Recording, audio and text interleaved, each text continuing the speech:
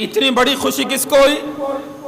अबू लहब को याद रखिए, अबू लहब काफिर है। इतनी बड़ी खुशी हुई, फौरन बांदी को आजाद किया और ऊंट ज़िबा किए कि अब्दुल्ला के घर में जो है वो बेटा पैदा हुआ।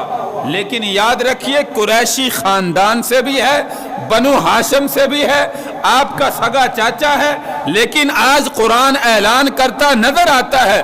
हम कुरान की तिलावत करते हैं सूरतुल लहब, तब्बत यदा अबी लहब व तब मा अगना अन्हु मालुहु व मा कसब सयस्ला नारन ज़ात लहब व इम्राअतुहु हम्मालतल हतब फी जीदिहा हब्लुम मिन मसद। कुरान कहता है तबाह बर्बाद हो गया अबू लहब, जहन्नम में ठिकाना अबू लहब का।